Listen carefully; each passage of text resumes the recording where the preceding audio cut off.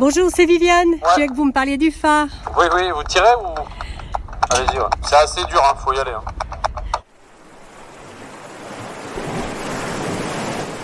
Un phare dans la ville, un podcast de Viviane Perret avec le concours du foyer Notre-Dame des Sans-Abri. Le phare, bonjour.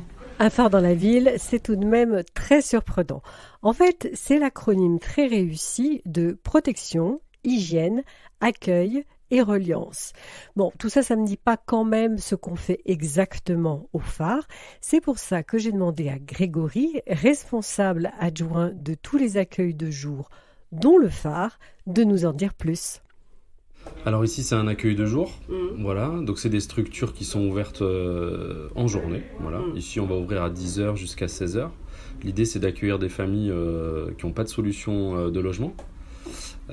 Pour la plupart elles sont sans abri, elles sont en squat, elles sont dans des solutions alternatives d'hébergement, des abris de fortune, dans leur voiture et parfois pris en charge dans des hôtels quand ils font une demande d'asile par exemple.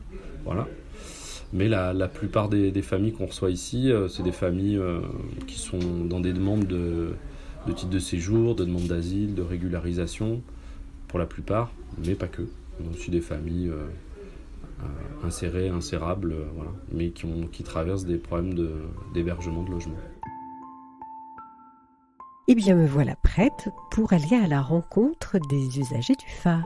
Bonjour jeune homme, ça va? Oh, Bonjour. ça va bien? Ouais. Tiens, Nous avons attendu longtemps. tu parles bien, je suis content. Je te présente, regarde Viviane. Bonjour. Bonjour. Madame Quel est votre prénom? Naili. Naili. Et vous avez pris rendez-vous aujourd'hui pour une douche ou la buanderie ou juste prendre un café? Ah, ça fait trop. Parce qu'au fait, alors, je me permets de le dire parce qu'elle est exceptionnelle. Ça fait à peine 20 jours qu'elle est là. Oh, d'accord. Elle arrive de Géorgie. Les mots de français qu'elle connaît, elle les a appris ici. Donc, elle vient se poser, elle étudie, elle a son cahier. On travaille le passé composé. J'ai commencé, tu as commencé, vas-y. Il a commencé. Derrière ce très joli sourire de Naili se cache une réalité bien plus sombre. Naili est une jeune femme d'une trentaine d'années. Elle était dentiste en Géorgie. Elle en est partie en raison de problèmes familiaux. Et aujourd'hui, elle vit avec ses 3 enfants, Mikhail, Georg et Irina, qui ont 6, 10 et 12 ans. Et ils vivent sous une tente, par terre.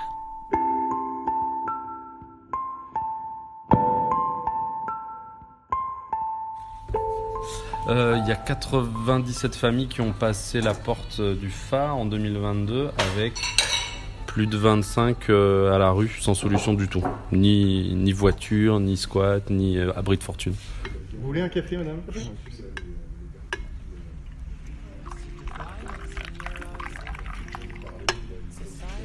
Dans la famille du phare, je sors la carte équipe au quotidien et c'est Aurélie, assistante sociale, qui nous la présente. On est une petite équipe puisqu'il y a un agent d'accueil, un animateur, une assistante sociale et que notre coordinateur et notre chef de service sont responsables de plusieurs établissements donc qui ne peuvent pas être présents à plein temps sur notre site. L'agent d'accueil, c'est André. Et André, c'est la mémoire du phare, parce qu'il était là depuis l'ouverture. Alors moi je suis un peu arrivé ici par hasard, au fait. Je vais te raconter mon parcours. Donc je sortais d'une fin de contrat avec un plan de départ volontaire d'une compagnie aérienne, où j'ai travaillé pendant 20 ans. Et pour ne pas rester inactif, donc j'ai postulé au premier emploi que j'ai vu sur Indeed. Je me suis retrouvé un peu dans l'aventure Le Phare avec le projet qui a été élaboré par un jury citoyen. Donc voilà, j'ai participé à cette aventure-là, donc l'ouverture, que ce soit des locaux qui étaient vides, destinés à ce stade de rugby, et penser toute l'organisation. I see the violence in your eyes and It's a silent fighting. I see the lies in their mind and you can't decide cause they only blinding.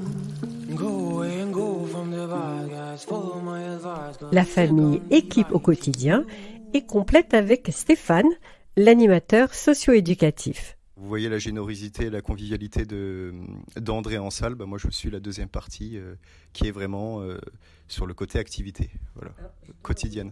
C'est le deuxième plus important accueil de jour, si je ne dis pas de bêtises, à vérifier, du foyer et je pense de Lyon en termes d'accueil des familles.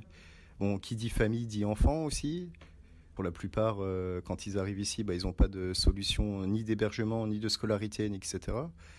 Donc c'est aussi ma partie où on essaye de faire la sensibilisation pour la scolarité, mais tout en gardant la thématique de l'activité. Donc c'est-à-dire ramener des thématiques comme l'alimentation. On va ramener un peu de cuisine, faire venir une nutritionniste, faire des ateliers de cuisine quand c'est possible. Ramener de la musique, ramener des musiciens qui vont faire des activités avec les enfants, l'initiation aux percussions. Ramener des livres, ramener des jeux, ramener un peu de vie, quoi. Pas être dans de l'urgence, accompagnement social stricto sensu, mais ramener l'activité au quotidien. Et puis là, on parle dans l'idéal des choses, mais on a beaucoup de choses à gérer ailleurs. Donc mon poste, il est un peu hybride, quoi. Sur la fiche de poste, c'est animateur, mais après, des fois, ça dépasse un peu le cadre, on va dire.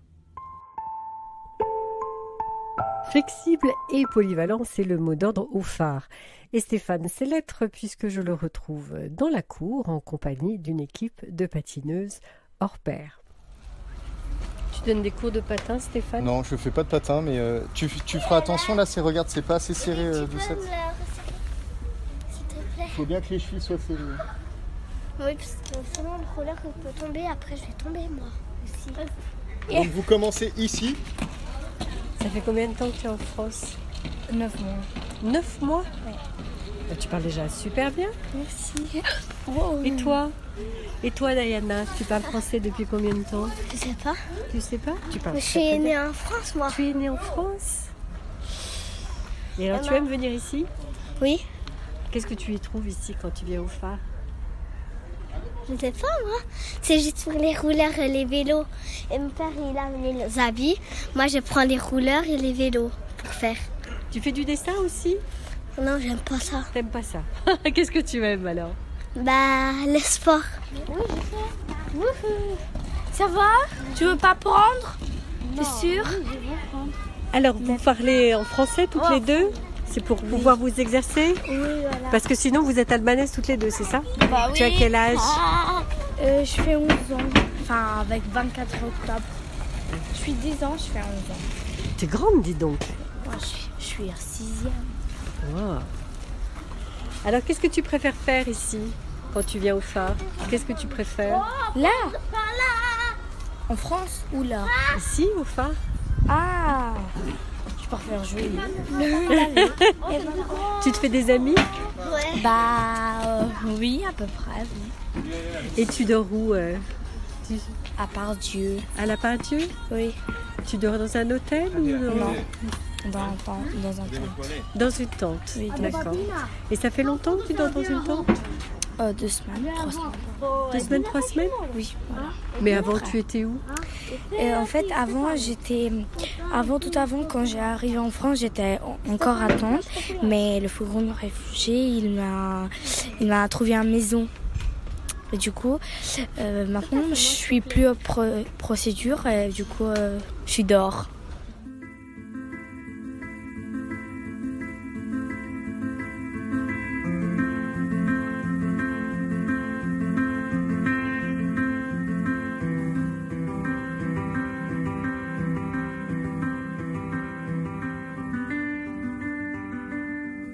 Une gamine qui dort dehors.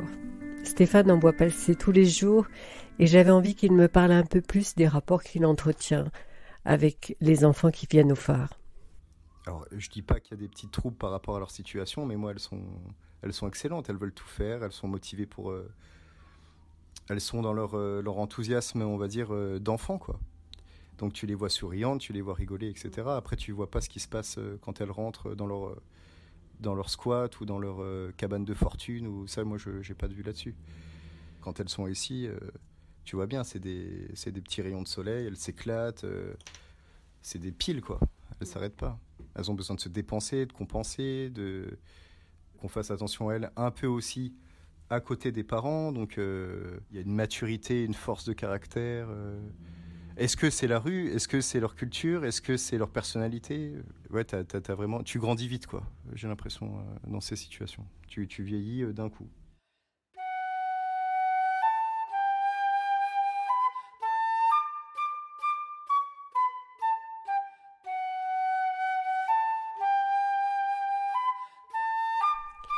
Le phare ne saurait exister sans l'aide des bénévoles, bien sûr. Ah, les très très précieux bénévoles qu'on remercie.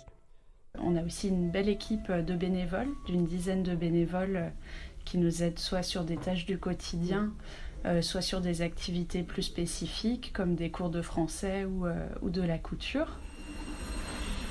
Je vous propose de retrouver maintenant François, bénévole depuis 2 ans et qui, le jour de ma venue, était en charge d'un lieu stratégique au phare. Suivez-moi. La vue, André. Donc on peut laver son linge. Là, on prend un rendez-vous, ça dure 45 minutes. Voilà. Et puis, donc, toutes les heures. Donc ça a commencé à 10h. Il y a quelqu'un déjà qui attend pour 11h, qui sera là pour prendre la relève. Et puis à midi, 13h, je crois, puis c'est fini après. Mais donc ça fait un nombre de personnes qui profitent de ce lavage de linge. Et aujourd'hui, c'est quand même très, très important.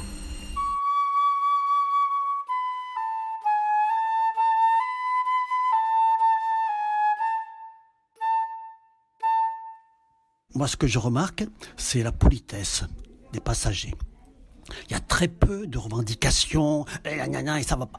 Non, parce que ici, il y a une bonne ambiance, il y a de la vie ici. Et je trouve ça, c'est très important. Pour François, le phare, c'est un lieu de vie avec une bonne ambiance. Alors, j'ai posé la question à toute l'équipe. Pour vous, le phare, qu'est-ce que c'est? Le phare, moi, c'est l'accueil, la bienveillance, le sourire. Parce qu'on se rend compte que offrir une douche, offrir une machine ou offrir des kits hygiène comme on les a distribués et orientés vers une assistante sociale, les gens ont besoin d'une attention, comme tout le monde, au fait. Donc, ce que je souligne, c'est surtout le sourire des gens, même dans une situation de détresse, et l'empathie, la bienveillance envers les salariés. Ils te donnent l'essentiel. Ouais, je me retrouve pas mal dans cette définition-là aussi. C'est pour ça que je fais ce métier, que je pense pas faire autre chose. C'est ou peut-être autre chose avec un autre public, parce que je suis quand même assez curieux. Oui, le lien est primordial ici. Je dirais que c'est des familles qui ont des projets avec lesquels on a un lien qui est très riche, avec lesquels on essaye de partager des choses à la fois liées à leur quotidien en France et puis de les valoriser aussi en parlant de la situation qu'elles avaient au pays, puisqu'il y a beaucoup de personnes qui ont eu une profession dans leur pays d'origine, qui avaient un quotidien qui les animait. Et je crois qu'il faut toujours aller chercher la vie dans les entretiens qu'on mène avec les personnes dans le travail social, que c'est aussi important que les démarches d'accès aux droits qu'on mène avec elles. Je pense que c'est important de souligner actuellement la quantité de détresse qu'on rencontre chez les personnes.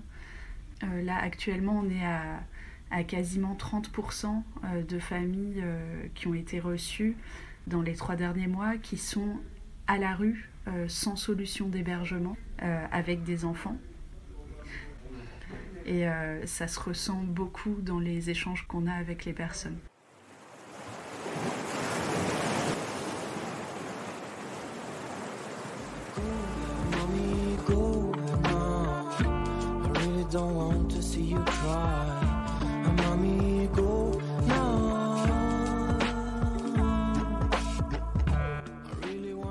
Un phare dans la ville, un podcast de Viviane Perret avec le concours du foyer Notre-Dame des Sans-Abri. Un grand merci à Sébastien Gutt du service de la communication qui m'a ouvert les portes du phare et à l'équipe et aux usagers qui m'ont reçu avec bienveillance. Accompagnement musical, Quiet Tree de Tori Bass, Kindness and Resonance, Nayoka Sakamaka, Go, Atom.